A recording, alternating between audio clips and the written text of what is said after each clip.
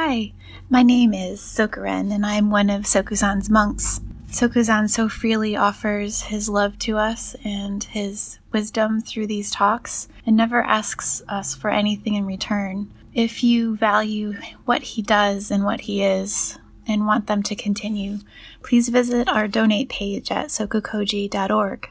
Thank you.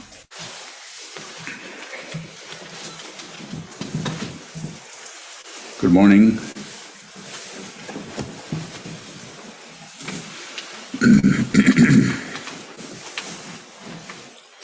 Today's Dharma talk is titled Feeling, Craving, Grasping. Those are three of the 12 links on the chain of existence, which was the topic or subject of the monk talks that were given, monk training talks, I should say.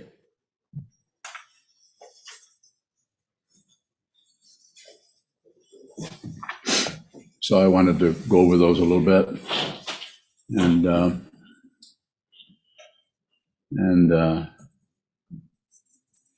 open up for questions. But first, I'll just quickly go over kind of an interior and an exterior way of looking at that situation. Have a question? Oh, you're just paying homage? Thanks. Can use all the homage I could get. So feeling, simple kinds of feeling on your skin, feeling in your emotions, feeling in your mind stream, feeling, just the feeling. I think isn't that the seventh? Those of you who have been studying this should be able to tell me which number it is. On the 12, so 7, 8, and 9, we'll talk about those. We can talk about other ones also. It is a difficult area, and that's why there's so much kind of different way that this has been interpreted down through the centuries. So you can find so many different ways of looking at it. And so what does that mean? Find out how it works yourself so you know how that shows up. Contemplate it yourself. If you're a meditator, which if you're here, you probably are, then you could also look at that a little bit on the cushion, but also off the cushion. Write those down. I've been looking at those since the early 1970s, and I don't think I really got any understanding about what that was for about 20 years. Part of that because I was lazy and didn't study it hard enough. And part of that is because it wasn't really taught very well. The situation that I was in there was quite a bit different than this one. That's why this one is happening, because it's necessary. So, excuse me.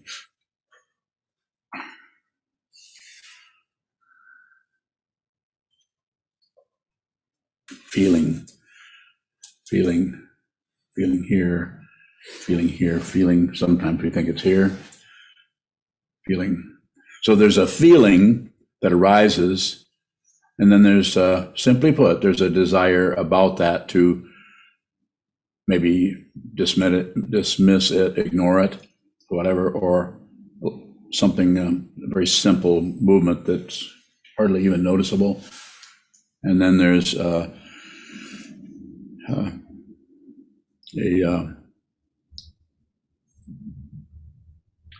wish or a desire, which is the eighth one, to get more of it. I like that. I want more of that. Or to get rid of it, get less of it, have it go away. Or to somehow deal with that in a way that what we end up doing is abandoning the feeling. We don't like that feeling of anger. We don't want to be angry. We don't want to be jealous. We don't want to be anything. We don't want to have anxiety. Anything that arises, any feeling that arises is going to have a positive, negative, neutral aspect to it. We don't like that. Or we like it, or we don't care about it. So then we move away from the actual desire for something else into trying to get something. Try to stop that. In other words, grasping. We try to stop that feeling. We don't want that feeling. And there's several ways that we do that probably innumerable ways. One of them is just to blame anything, blame somebody, something, just to shift the whole thing over to, it's because of this. And then we might go further and double up on that and then try to find a way to stop that, get rid of that, change that, modify that. So the whole thing is just extremely complicated. It just goes this way and that way and this way and that way. We have a feeling, we don't like it, so we abandon it for what caused it or how we can get rid of it, something else, grasping something else. And then, of course, the next one, as you may recall, is becoming, or bhava, or it takes us into another realm altogether, possibly. Lots of ways of looking at that situation, and then it's happening in a very simple outward way on the surface of our skin, just like we were talking about the poison ivy, that ondo is contracted. Very simple touch or contact, and then we just go through those. There's that, and then it develops, and we go from what happens, what shows up as contact, in any of the sense fields. This one happens to be on the skin, the oil, and then touches that, and then that erupts. That causes something else and something else and something else. We don't like it. It's painful. We want to get rid of it. So it's difficult. In the more less obvious and more difficult area is an interior situation. I'll set up a story around it so it's easier, not only for you, but for me to even talk about it. Is somebody, we're doing fine, we're sitting outside the house on the picnic table, and our neighbor comes out or drives on to down out their driveway, and part of their tire hits our lawn and starting to dig a rut in our property. So I'm just picking that on that because it does happen. But it's something like that where maybe there was no intentionality there, but somehow that contact, we see that happening, then we have a feeling about it. And it could be any number of things. It could be something like anything from, that's why they call it conflicting emotions. It could be something like, there he goes again, but I shouldn't let this bother me. There's a conflicting emotion right there, two of them. And there's probably more in there, all trying to sort it out, work it out, fix it, get it right, not be a bad person who isn't understanding, but also not be a pushover who lets somebody drive on their lawn. It's tiring. We all experience some version of this. This is another situation that starts outside as an outside situation, just like the oil from the poison ivy. There's no, don't take it. Poison ivy does not have it in for you. You are not that important to poison ivy. And so, but we take it personally, we get that, and then somehow make it. Same thing with a neighbor, even though if you were to talk to that neighbor, they might have some kind of a story they'd come up with about you're always interfering, you or whatever. It could be, they might say, yeah, you did, I did this, but look what you did. You party all night long and keep me up. I can't sleep. It's just, it goes on and on. We have that right in our neighborhood, don't we? Or your dog barks all night. I mean, the dog does not like you. It's going to keep you up all night. So we look for some kind of blame. The simple word is causation, less personal. And we want to do something about it, fix it, stop it, get more of it if it's good, get less of it if it's bad, and ignore it if it's just bothersome even being in our mind stream. So feeling,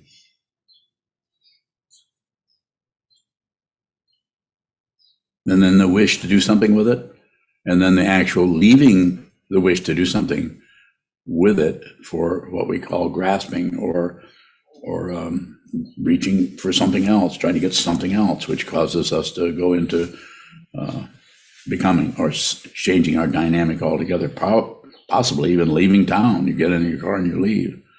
You no longer live in this area. You've moved. The way it is taught here is to be aware of that. Less is better. Don't do anything. Don't drop it into gear. Just hold still in any situation and watch the movement. That way, if you do have to do something, it will be choiceless to you. You just have to go in that direction. But that's a much better way to work with it than doing either or, should I or shouldn't I. As soon as you do either or, you're trapped in dependent origination, and you're at the mercy of that you take personally. We're always at the mercy of dependent origination, but to see that it's nothing personal. Your karma is nothing personal. Sure feels like it. So something in the mind stream, if someone does something and triggers something that resonates with a kind of frequency, where what they've done is the old mountain out of a molehill kind of thing. What they've done has been simple. All they've done is done something that was very much in line with what was happening in their life, but yet somehow this triggers something in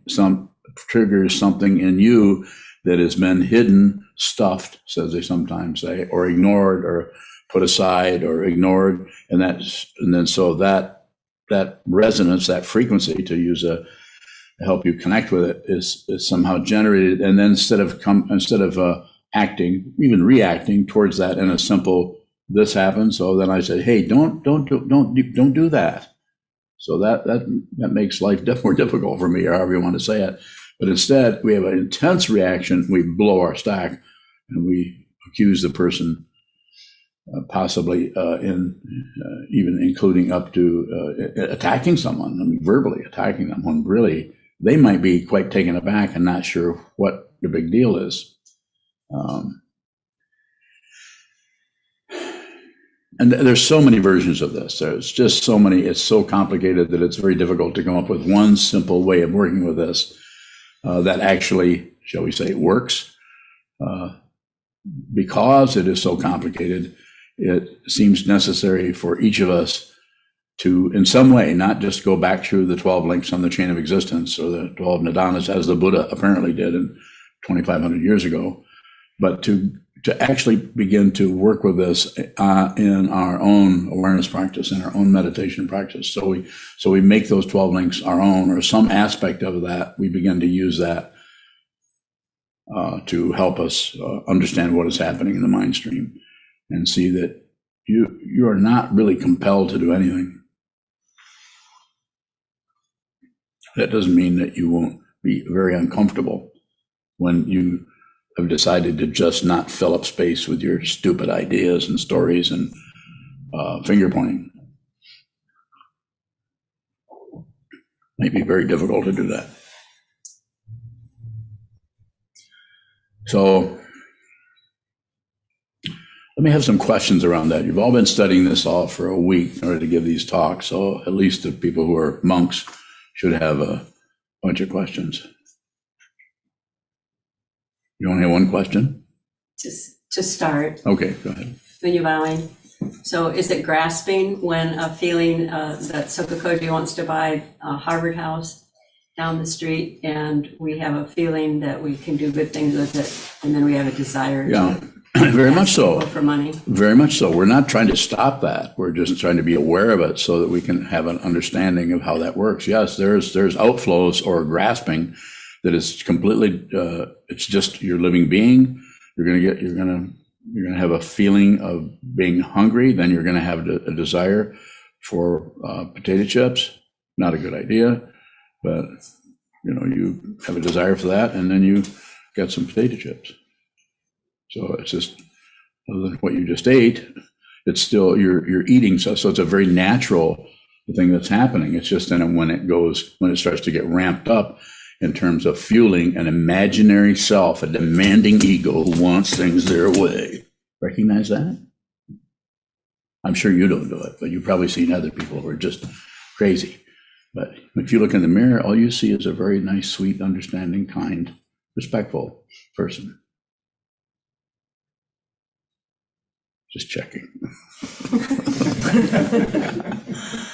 But it is like that. We've all noticed a little bit of that when this happens, that happens, somebody says this happens, and we just get really, really upset about something. And even here, conflicting emotions, we have a feeling about how upset we are. And then we also have another feeling because that in line with that is the other flow. There's several of them, countless, are going together with each other. And this one is conflicted with that one because this one feels really terrible, is really upset, and would like to fix it and stop that person from doing it, or tell them, I'm going to tell them. They can't get away with that anymore. That's the end of that. And the other emotion saying, don't do that, be nice, stop doing this, try to control yourself. You noticed?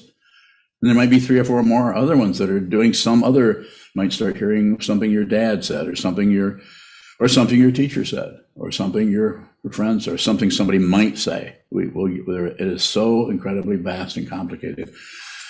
The very best approach that I know of, having been a human being for quite a number of years, dealing with lots of really intense. When I was young, I was from the time I was 2 or 3, I would get enraged, and anytime I didn't get my way, I would turn into a cannonball. So I would run very fast at a ball. Some of you heard this story, and then I would curl up into a ball, and then the cannonball I had become ran into the wall and fell on the floor. And my mother would say, "Don't you throw yourself." And I remember thinking, throw myself. I'm not really picking myself up. I'm throwing myself. I'm throwing myself. Can I actually throw? I mean, immediately in an existential crisis, I'm only 2 or 3. So I did really ponder that quite a bit when I was that age. Sir. I'm bowing. That seeming polarity is difficult for me, of the thought pattern that may lead to aggression and the thought pattern that may lead to kindness, are both part of this cycle. And I'm wondering, how do we function? What is the best thing to do in order to function with the world when both of those can keep us spinning? So I think it's just a matter of observing that, and just that you're able to describe it says that you're watching both those conflicting emotions. It is not about getting rid of anything. I've said this hundreds of times, at least 20. You don't have to get rid of anything. You have to just see very vividly what it is and how it works. So you see how this triggers that, this happens and that occurs, and this happens and that occurs. Very simple, cause and effect, cause and effect. It's just that the cause and effect isn't a cause and effect that has a structure that you can just go in and flip the off switch. Or I guess you'd do it this way, wouldn't you? You can't just turn it off. It has to be, if you do that, you might succeed, but it'll go underground and show up somewhere else. That's called repression in the psychological sense, I guess, or ignorance in the sense of the Buddha's teaching. So I think it's a matter of just getting that. Don't fix it, because if you, quite often, what I'm saying here, not maybe, I don't know if I even quite often is that, but what happens if we try to go in and stop that or do anything with it or fix it or turn it off without really knowing what it is, then we end up doing something to it that just helps us ignore it. This is what most of the, not most, but quite a bit of the medications in the world are about, covering things up, not really going in and fundamentally fixing them. It's like, let's find some kind of a, I don't know, feel better pill. And so, and sometimes that's all that's called for. Sometimes we need, occasionally, situationally, we might have to do that. We might have to take medication. You might have to, instead of meditating, you might have to go to a therapist and talk to them, because you're not ready for this kind of a radical practice where you're going to actually be your own psychologist, healer, meditation teacher. You're going to have to do it yourself. You get help from the teacher, but you have to do it. And the danger there, of course, if you want to call it danger, is that you start to believe your thoughts. You start to think that you really see this better than the teacher. That does happen. Maybe you might do that with your therapist. I got this. My therapist is really great, but yeah, I can do this now. Is that correct or incorrect? I don't have any idea. It's so situational. There's no way to go in and pick that apart and come up with a standard where you never should do this, never should do that. That's also generated as a kind of deliberate ignorance that protects what it needs to hide out, which is the imaginary self. There is no solid being anywhere. If you think there is, then you have a lot of work to do.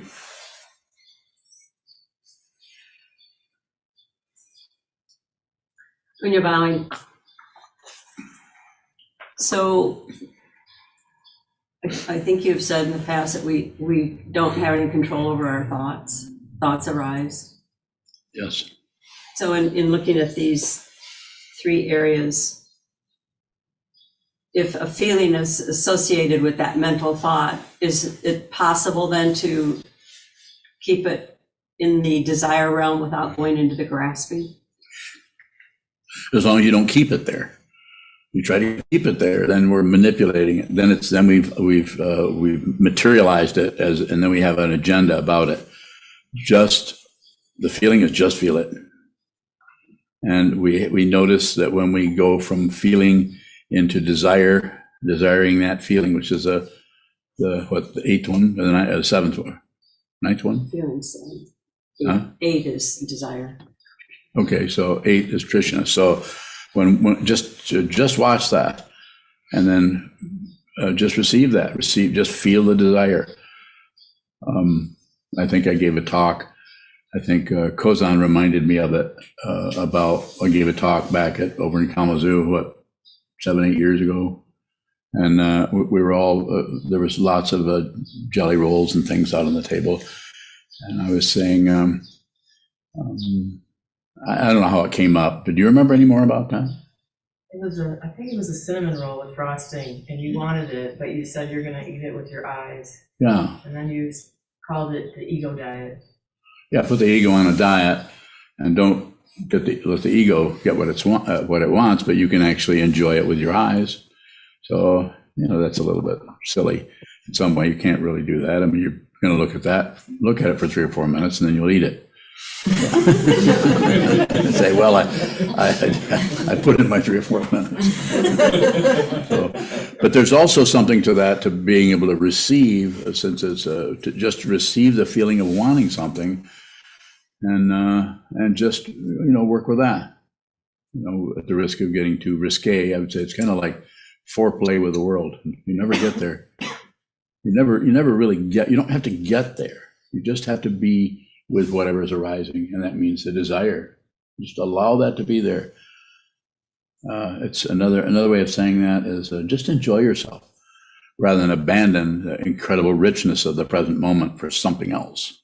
There isn't anything else, and there's no one who wants something else. It just intensely looks like that, and the world is ripping itself apart to serve the self-centeredness and egos of all kinds of so-called leaders. Get your own authority. You find out what this is. Don't do what you're told, please. Yes. Sure, in the Heart Sutra that we chant at night, it says they see through delusions. What does it mean to see through delusions if it's not getting rid of them? You see that that's whatever shows up is a delusion. It's unreal. You have to get rid of something that's unreal. If you see it, and you see that the emotion you're feeling is unreal, and the way you see that it's unreal is that there's no one who validates it. The unreality is actually a self. There's some self that's having that feeling. Also the situation itself, but it's a little harder to just go for the situation and say the world is unreal without seeing that there's the one who thinks they're in a world. The identity is also unreal, because what happens if we do it without facing the mistaken identity part of the spiritual path and try to go into just what has been said, be with all things kind of thing, that alone isn't enough, because then we get into a struggle with it and try to force it into some kind of unreality, or force ourselves to it just puts up a lot of tension there, unless we're also looking at the insubstantiality of a separate self. We need to do that at the same time. Both subject and object have to be worked with at the same time. Whatever happens needs to happen, because it's divinely arisen. But then our ideas and our opinions and feelings and beliefs and judgments and evaluations about it are extra. They're dependently arisen also, but the confusing part is they seem to be part of an identity rather than just more dependent origination. More. Question from Shiva. Feeling, craving, grasping is to mention and talk of this straying from the path. Not to say it is wrong, but is the path undefinable, like the light? Yeah, I wouldn't get too fancy all of a sudden. You need to work with the nuts and the bolts. Don't jump into some kind of God realm of realization where we're all one, everything's radiating light.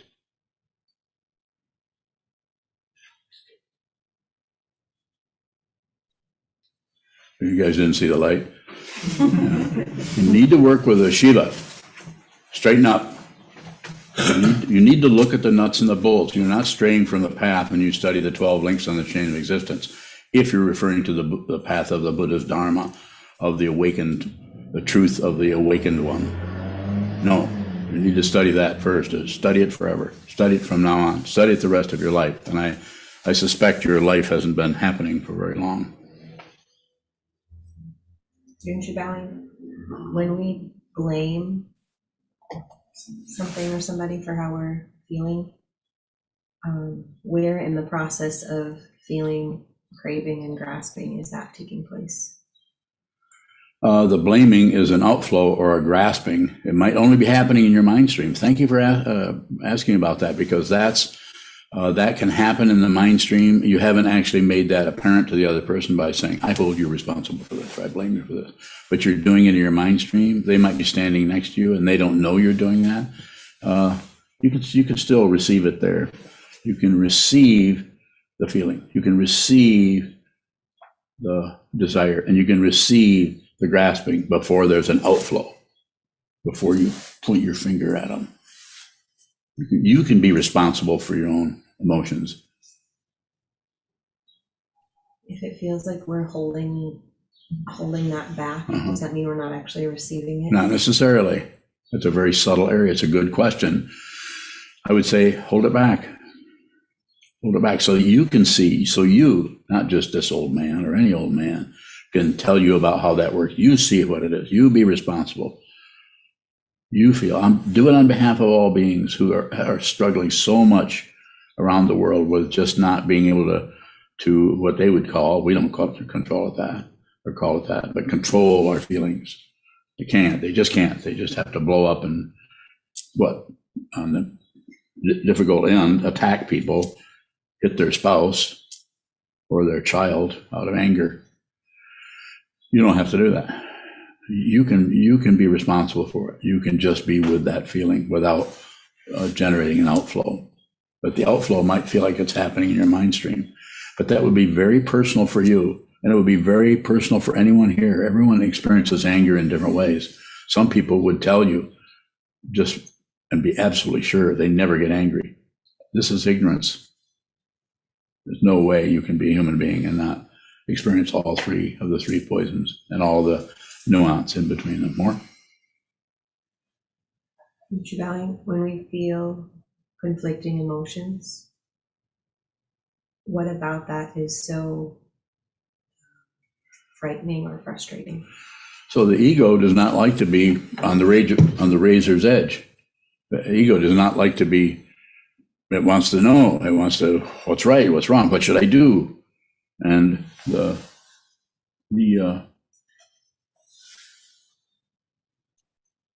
wisdom mind is not concerned, but it is not. It's not ignoring it. It just sees that there is no right outcome to anything.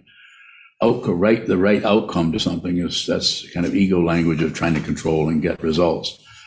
The Buddhist path is about intention. It's not about arriving anywhere. There really is no place to arrive because it's beyond locality. It's beyond identity. It's beyond space and time, and it's not science fiction. It's beyond it. You already are there. It's just that you don't know it because you cover up your Buddha nature with passion, aggression, ignorance, greed, envy, jealousy, and yet you're looking right at it. If you saw what this was, there'd be no point in meditating. You'd be in a state of samadhi all the time. And it's not a fancy state of I'm all at one with everything. This is so wonderful. Why didn't I think of this before? I could have just been all one with that. Been all at one with everything. There'd be no conflict. No, the conflict is awakening. The delusion is awakening. What is that teaching pointing to? Advaita, non-dual. It's not two. There's no two things anywhere, even though people are counting up things all the time. But that's just how this situation shows up in multiplicity. But it's still not separate. It's also not one. Well,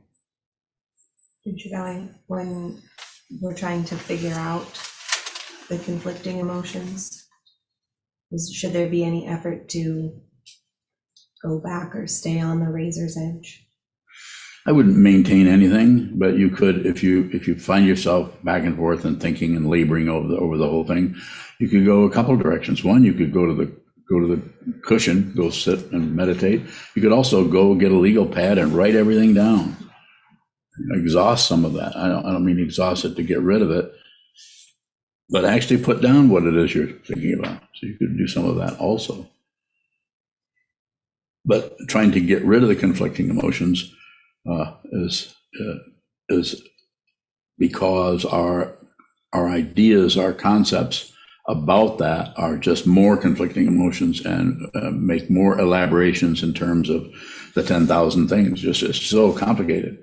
So what we have to do is see that. If we begin to see that, then the whole thing collapses.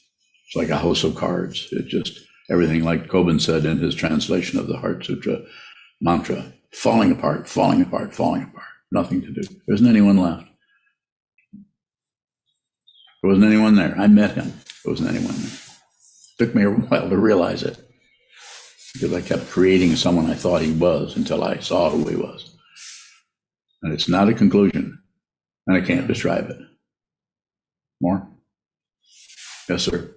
Sokubang, does the mistaken identity appear differently when the different nidanas are arising, like feeling, craving, or grasping? Say more. Sokubang, it seems like sometimes I think that there's this solid mistaken identity that is perceiving these differences, and I'm just wondering if the identity structure also changes with those. Yeah, yes, you can't actually find the identity. It's always masquerading as something, but then if you look closely, there's nothing there. And then another one pops up to take its place. Well, I'm over here. I was busy with doing this. My mistaken identity was in the other room. So it's always somewhere, but we can't, if we could see it, if you see what it is, it's like falling apart, falling apart. It just comes apart. And what comes apart as some kind of a person who is going somewhere or getting somewhere or is in a particular location, what begins to show up is that everything you thought was all here is everywhere. So it's falling apart as this particular unit, but it's manifesting everywhere as dependent origination, beyond personhood, beyond any personality.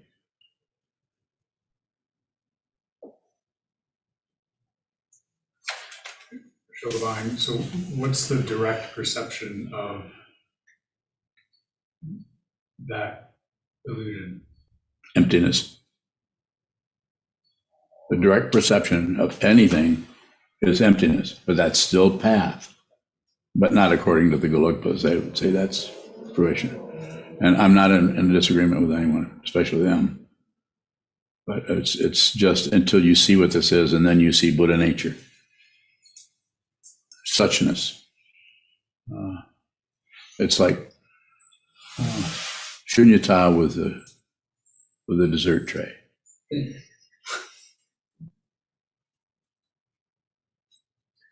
Sokubang, so some of those conflicting emotions like pride or shame or self-blame, do those prevent us from seeing that discontinuity or that lack of solidity? They do. The grasping quality tends to solidify it into, by grasping at it, trying to push it is grasping, trying to get rid of jealousy or explain the jealousy or justify that, well, you'd be jealous too if. So giving it some kind of situation. So giving some kind of relative validity to it where you can get rid of it, or relative validity to it where I can't seem to do anything about that. I can't figure it out. I can't locate it. It doesn't make no sense. I don't know why I'm feeling that way.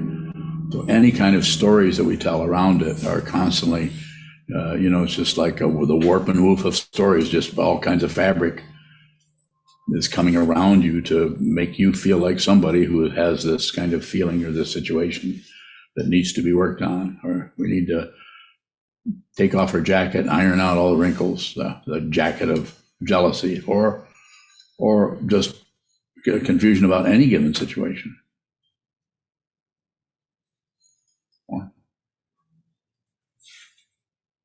You. How does the process of making friends with yourself touch upon the feeling, desire, grasping? Making friends with yourself, which is a trunk Rinpoche, is one of the things he would say is, he didn't say it the way I do, but it's very similar, is just stop fighting with everything. Stop fighting, just like if you had a friend who could not, having difficulty with their emotions, and they were your friend, you would listen to them. You would pacify the situation for them, or try to help them a little bit. It would be your friend. You're not going to be able to fix them. A friend is somebody that you really love and care about, who has really difficult problems with something that you give them a pass on. But in the sense of that it's being used here, you're giving yourself a pass on your negativity so you can get an idea how it works, instead of trying to stomp it down. Sometimes the macho approaches in ancient times in Buddhism was to drive the demons out of you or something, whereas the reverse of that has been said. There's even a practice called feeding the demons, where which Milarepa did, of course, supposedly, as the story goes. He was being torn apart by all of his crazy ideas and hopes and fears, and he was in his cave in retreat, and where his teacher Marpa the translator sent him, and he, as the story goes, he didn't know what to do. He did all kinds of incantations and things to get rid of demons, and special chants and special. Nothing worked, and finally he just, as the story goes, they had big eyes and they were sitting there next to him, and he just poured them all a cup of tea. As soon as he offered them tea, they vanished because they were projections of his own mind. So he was extending some generosity or some kindness to that aspect of his mind that was full of monsters. So it's if you were to put it in other words, just like saying, one of the things I say is, I don't care how I feel. If I cared how I felt, if I took seriously all the shit that comes through my mind, I certainly couldn't sit up here and do this. I'd be somewhere trying to get help. I'd be looking for another teacher. I'd be probably talking to His Holiness the 17th Karmapa, who was in his 20s, maybe he's in his 30s. I'd be trying to get help from somebody else. Well, I got help. I got a whole lot of help from both of my teachers. I paid attention, and I did what they said. That's simple. I didn't obey anything. I looked at it. I listened to both of them. One of them gave me hundreds and hundreds of teachings, maybe thousands. And the last one gave me one teaching. Just observe. That was it. And I contemplated that for years before I understood what he meant. As I said, make friends. I'm trying to say it, maybe I didn't say it, but make friends with yourself by just whatever negativity arises in your mind stream, do nothing with it but look at it. This is where the nidana comes in, of the feeling comes up of the negativity, and then we have the desire. This is the next one, Trishna, to get rid of it or blame somebody for it. That's quite often that's what happens. Is anytime you have a negative feeling, try to find the first cause. And there is no first cause for anything. although the whole society runs that way, if somebody commits a crime, rather than looking at all of the things that have happened to them in their whole life, not only this lifetime, but other lifetimes that you can't really find particularly, and instead we just block them up instead of help them. Someone who is at the mercy of hideous karma that's brought on by a culture, society, parents, all the things that happen to people. Instead, we go in and call it's evil. Oh, wow. Thanks for the help. Yeah, I didn't think that was difficult until you named it evil. No, it's confusion is what it is. Intense confusion and suffering. More? The way you just presented desire arising reminded me of maybe a pattern that I notice of desire arises and then it seems like maybe it's slipping into ignorance, and that's just what it's like. It's like slipping the roof over there. Yes. You don't notice it's wet and you slip and you're gone. And so what's happening in the movement of the links when you slip out of that desire into ignorance? Yeah. Good one. Yeah. Sit more. Really, sit more so you can watch things move. You can watch, it's the movement. It's observing the movement. Is anything really moving? So it's not a question you need to answer particularly, but that would be something you could say, what's moving? Or is anything moving? And you would notice your mind stream is just full of bubbles. This and that, right, wrong, up and down, back and forth. Here we go this way, here we go that way. Remembering what someone said, what we're going to do tomorrow. I'm totally in favor of that. I was not. I studied a different way of doing this for 20 some years until I went back to Shikantaza, which I learned from Katagiri Roshi in 1973 or 4. It doesn't make one right and one wrong, just a different way of doing it. So when you say ignorance, you're already saying that you're aware of that mechanism, how that's working. And I would just say continue to watch, to observe that, to watch it. Just watch. Don't fiddle with it. Don't necessarily jump out of what you're seeing into a conclusion. In other words, don't do a lower level form of those 3: feeling, desire, and grasping. In other words, you have it there and you have a desire to do something with it, and you'll actually leave the very quality that is arising as clarity for the slippage that is a grasping, leaving all of that. So it is grasping is here's the first 2. Here's a feeling, you feel it here. So I hold my hands like this. So you're receiving it. How long do I have to do that? See that? And then the last one is grasping. As soon as you grasp, everything's tightened up into a knot. And then we've got what? Ego. Other questions? So go ahead. So bowing in the Nidanas, it appears as though there's a sequence, as though feeling occurs and then grasping, or feeling, desire, and grasping, as though feeling is left behind for grasping. Does grasping include feeling? How does it look to you? Yes. So if I were to say this at the risk of making it more confusing, the 12 links happen all at once. There's no past and future there. There is in terms of past life. It's so powerful it'll take you, your identity, whatever you want to call that, from this life to the next life to the next life. So that does happen on some level. But it's all happening at once. And you won't be able to see that with some kind of thought or analysis of it. Like, oh, yeah, yeah, I see that now. It's worse than that. It's better than that. It's worse than that because it's devastating to the ego, to the self-centered mind.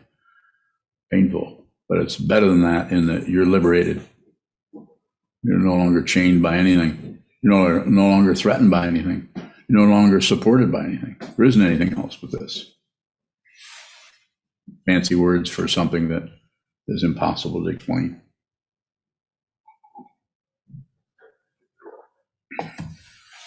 Sure. Show bowing.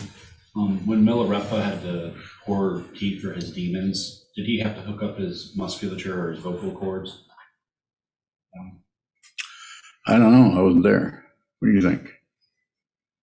What's the gist of your question? Looking at like Junshu asking about kind of pulling back or maybe not producing out of the anger, and then wondering if there's a time where we actually do need to step into that confusion. Yes.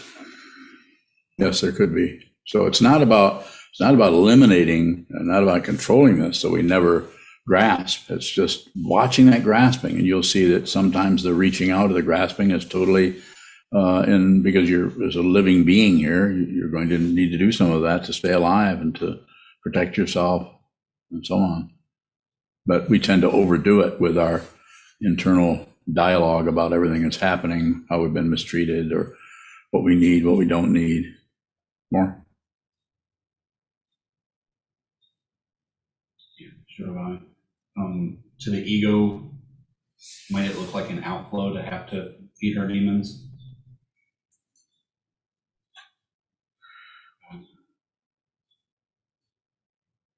You could.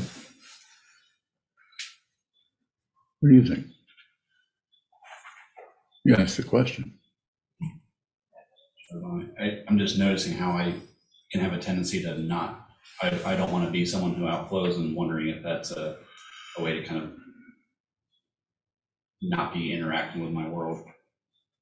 Yeah, so not wanting to be a person, that's kind of the telltale situation, not wanting to be this or be that, trying to control your image so you look better to yourself or look better to others, getting your identity from others or from a mirror, for that matter. Like, which side you're going to part your hair on this morning.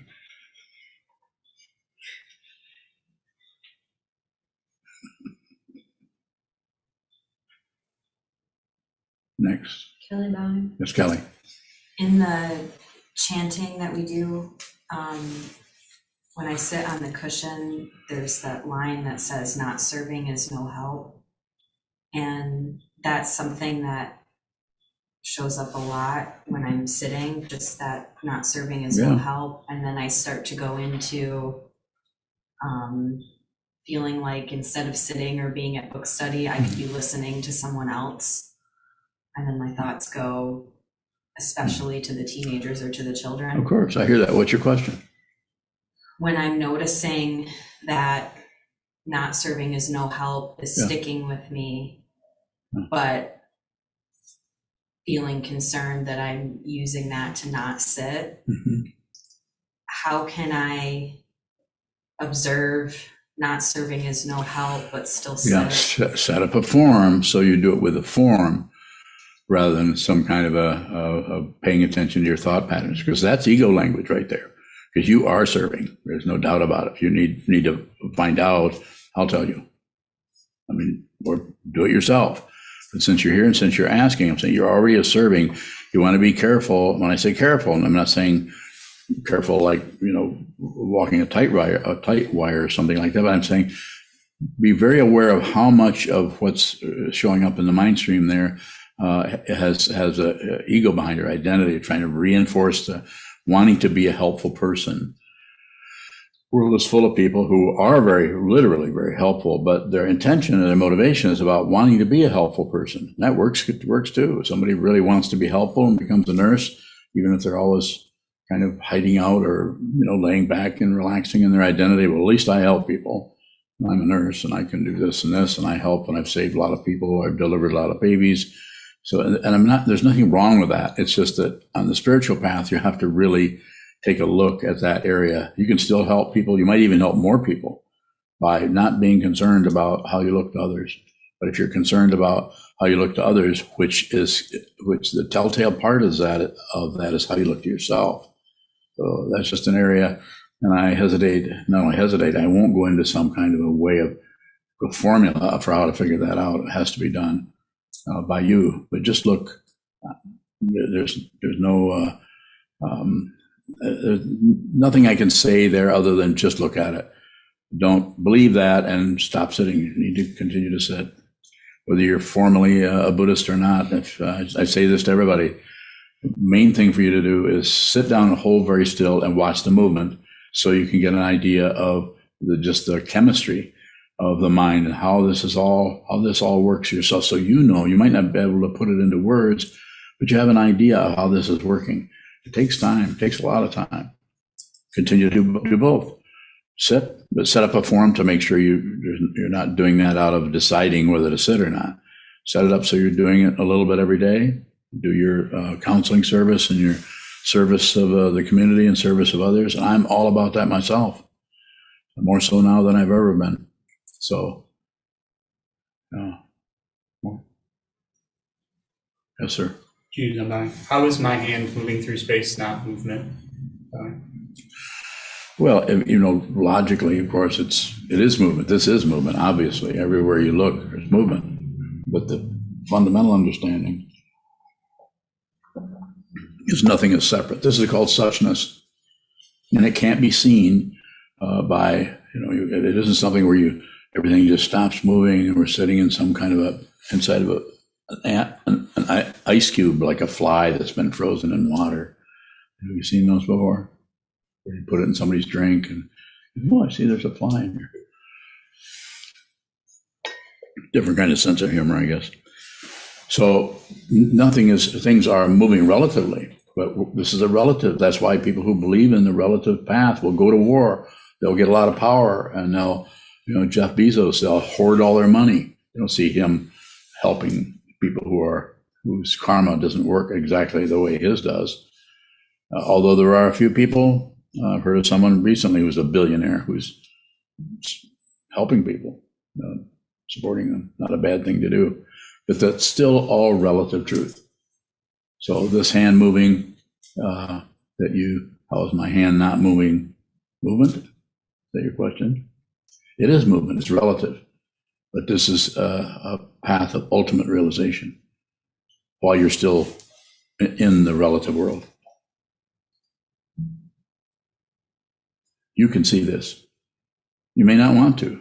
I've had people tell me recently, I don't know if I want to see this.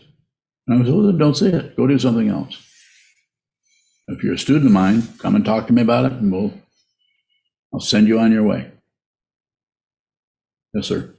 You sometimes talk about, I think Rinpoche said there's no enlightenment word at the hospital. Like there's something that's still direct about physical form, like the way that you might just save a child who's going to get hit by a car very simply. But it feels like even just relating to my physical form, things spin out really quickly. And so is there any simplicity in physicality? Is emphasizing that a misunderstanding? No, seeing that all movements are, hesitant to say too much about it because it starts to get poetic, but all movements, one movement's not any different than any other movement. It's just movement. There's no personhood there. So you might think, well, if you depersonalized everything, then everything would be flat and gray. No, just the other way around. It's extremely vivid and outrageous, and you see it. And it's outrageous. When I'm saying outrageous, what does that mean? Outrageous. It means outrageous because of its complete exposure of everything. That nothing is hidden, no dark corners anymore. Therefore, everything is vibrant. And you see it. You actually see this yourself, not something somebody directs you to. Anyone online has a question? Bowing. Go ahead, Wulong. You're next, Kevin. Two questions. Can the duration or the stickiness of negativity or an emotion escalate in its intensity, even if you're not grasping or ignoring?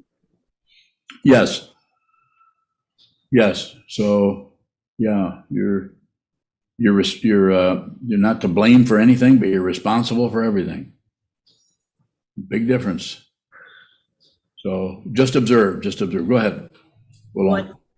what makes it stick around longer than other?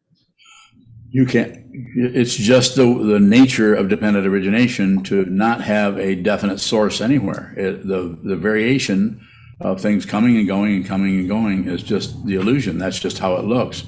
But you can't find the place where the button was originally pushed to start everything, or where it was where it goes back into something that happened to your dad that he said to you when you were 3 years old, or I mean, you can go back and trace those kind of things, and some people are doing that. But the way you're asking the question and the way your intention appears to me around the question is just observe it. What you're looking for there is that is an ego kind of a desire to find something, and nothing is hidden. So this is what nothing is hidden. The ego thinks there's something it doesn't know. And sometimes that boils over into paranoia. That Willem Bowing, that space or that place where you have no idea when this is going to leave. You may have to live with this for the rest of your life. Yeah.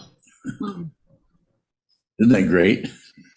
I mean, what's so great about it is you can do that. There isn't anything you can't. I'm not saying that you have horrible pain, which some people do. Some people are trapped in chronic pain all the time. That won't be easy, but you may have to work with that. You may have meds, you may not. More? I have another question about blame. Go ahead. When you see that no one is to blame no one, there seems to, for me, come up a simultaneous cheering up and complete hopelessness. What is that? Cheering up and complete hopelessness? Yeah, sounds good to me. Not separating. Not separating appearance and emptiness. Not separating. Thank you. You're welcome. Kevin. Kevin Bowing. So relatively, I can see the difference between shouting at somebody versus writing down my negativity. But from an ultimate view, are those outflows any different from in the way that it would maybe reify the impulse to blow my stack, Bowing? So probably no different. And how you would work with that it'd be your path. It would be up to you how to go about doing that. And I'm happy to give you feedback on that. And you give me the more permission you give me, the more I'm going to tell you what to do. If you haven't noticed. Yeah, so be careful, because what is that? Be careful what you ask for. What should I do next, Sokuzan? I dare you. I was always worried that the Vidyadhara Trungpa Rinpoche would find out how much I loved him and tell me to do stuff. So I hid out a lot. I was afraid he'd tell me to move to Boulder. I did not want to be with all those creepy people that were students of his. Kevin. I'm serial. I'm in the serial city. Yes. I'm a double Libra, so being told what to do sounds like sweet honey from the rock. Is it Libra rising and Libra moon?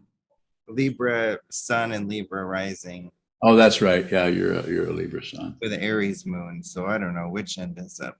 Oh my gosh, you've just got fire and air, fire and air, fire and air. So my other question related to, well, I mean, is there something you would tell me to do about that? I have all these witnesses here. Yes, you should move to the monastery. Live here. Okay, I'll be there Wednesday. Okay.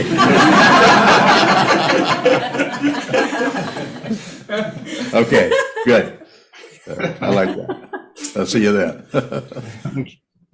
My second question, kind of adjacent to that, going back to the image of looking at the donuts or the jelly rolls, but not eating them. Yes. Is there a contrast if, like jelly rolls just happen to appear and you feel the desire for them, but just sort of engage with them in a polymorphously perverse way, versus feeling the impulse to want a jelly roll and then going and pressing your face up against the bakery window? I'm following you. That all? Well, I'm just wondering if like seeking out a kind of adjacent relief for the direct thing that you want is still an outflow. Well, it probably is, but as you've heard me say hundreds of times, the most important thing is not controlling, manipulating, not having outflows or getting to be a better whatever, but it's the awareness of it, because the causes and conditions that come up in anybody's mind stream, any kind of whatever arising in terms of stories or descriptions of yourself or ideas and so on, it's really, really complicated. So it's about being aware. That's why I say sit as much as you can so that your awareness of what's arising in your mind stream is as clear as possible, including the outflows, including the you could say even inability to do anything about a particular outflow that has to do with irritation or temper or something like that. To be as aware of that as you can, and then when that has been seen through completely, there's no guarantee, but there's a good chance that it will just start to dissolve, because all of that thrives on polarity.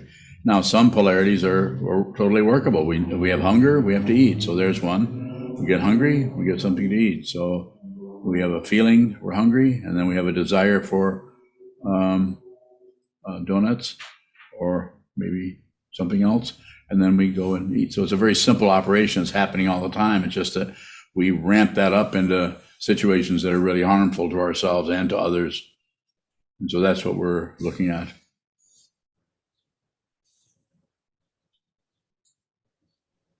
Kevin Bowing. Yes. I've heard others present the 12 nidanas as a way of kind of getting ahead of compulsive behavior. It seems, as you described it, you said the impulse might kind of dissolve, or that the force might dissolve a little bit. But you also say not to get better. So how do we approach these teachings as a way that might alleviate suffering without getting better? So the getting better part is actually slows us down, because then we set up a standard of what better is, and that standard is based on a whole lot of misinformation. So it's like appearing better or living up to a certain ideal of something, and so just intend and use the vow, the vow to be with all things, a vow to meet everything where it's at as much as we can, which is very difficult. You won't get a merit badge for meeting everyone where they're at. You might get criticism for not participating enough or turning into a vegetable. All you do is meditate. You used to join our movement, and now you don't. And I'm not against movements. I'm not saying that, but I mean, I'm saying just take it slow, train your mind to see clearly, so that you can really get a deep personal understanding of the way in which your mind grasps and rejects and grasps and rejects.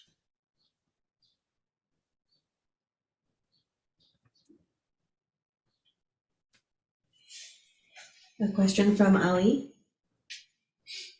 How do I receive if I'm grasping at the same time? Is that genuine? Well, if you're again, it's situational. You're grasping at something, but you're also aware of that. So you're clear about the grasping. So just when whatever is happening, be as aware as you can about whatever that may be. A little difficult to go in and display some kind of protocol for how to work with that, but you can be aware of the grasping rather than try to fight with it, shut it down so that it pops up somewhere else. Sit a lot. sitting practice of meditation, shikantaza, sit down, hold still, watch what moves, train your mind so that that mind, that consciousness, that awareness, when you move into other aspects of your life, relationships, job situations, and all of that.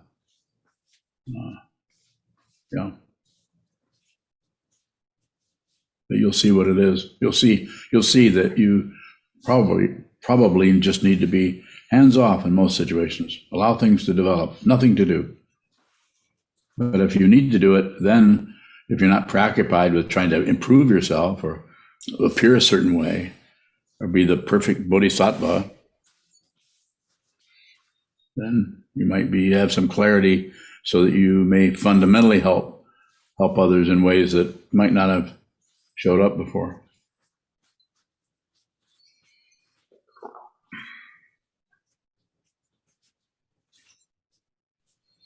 I have two questions. My first question, how does skillful means wisdom play a role in awareness? Bowing. So skillful means, or upaya, is a way that it's talked about in different ways, and I don't use it too much. But it's I would say skillful means is don't do anything unless you have to, and that way anything you do advance or move out into the world with your vocal cords or with your finger pointing or with your offering or with your receiving, very similar mudra, that will be based on a clarity of what's happening in your environment. So you're no longer at war with anything, even though there's a war going on in your living room. Because you're not at war, you're able to see how that war is working, but maybe between two other people or in your community.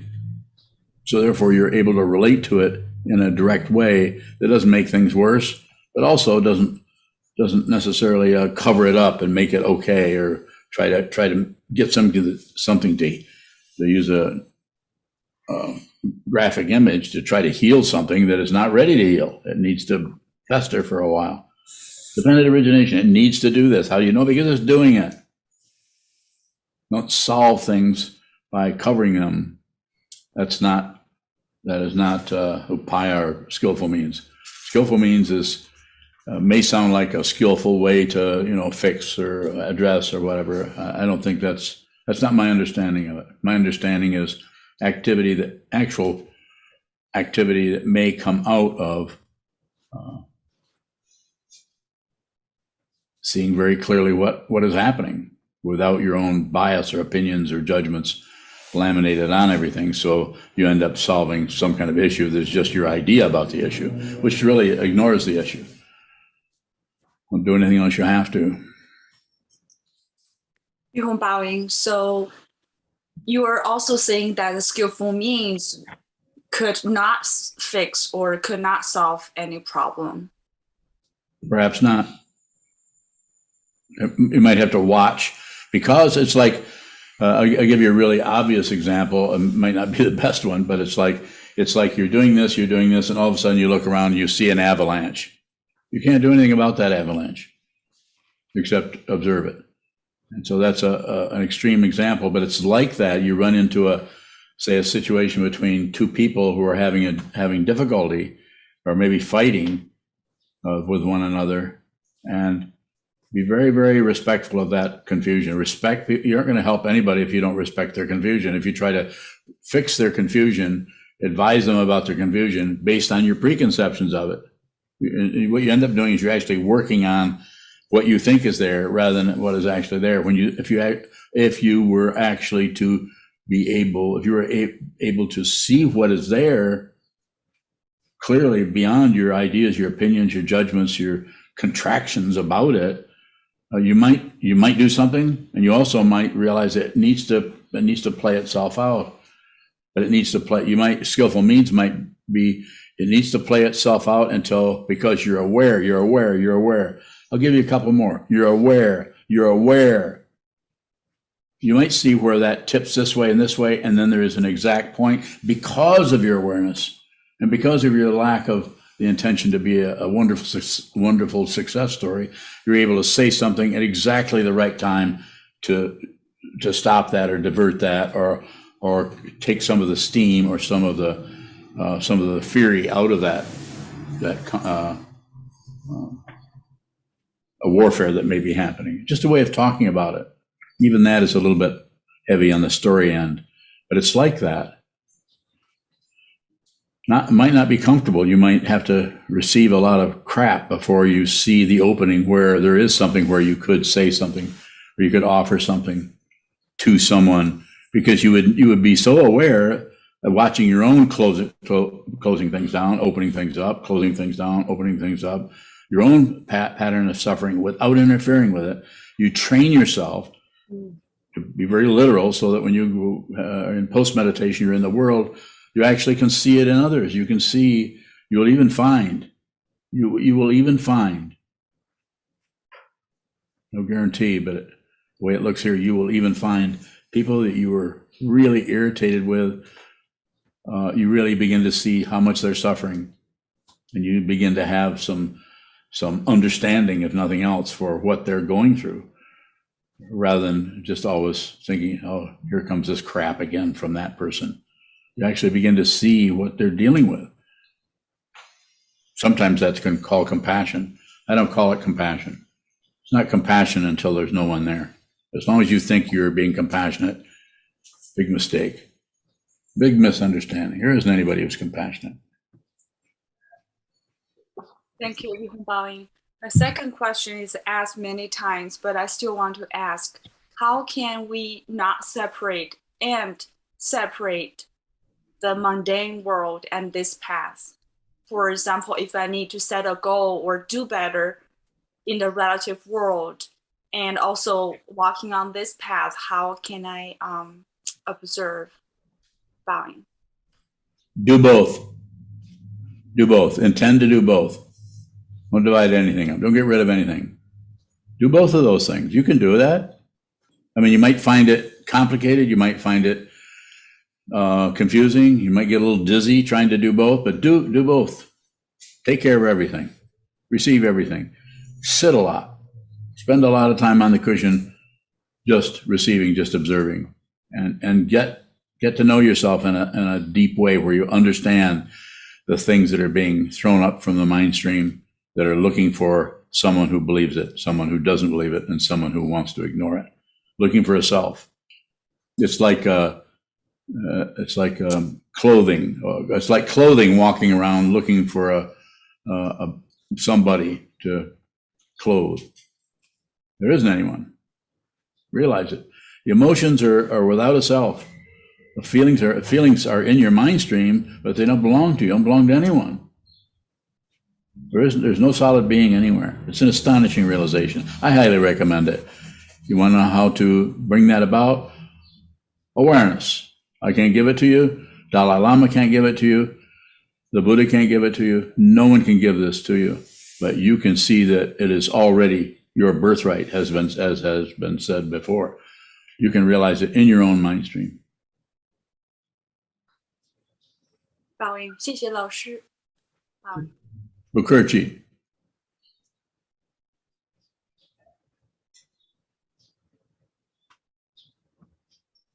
Any further? Oh yeah, we need to go to lunch or something. This is too much.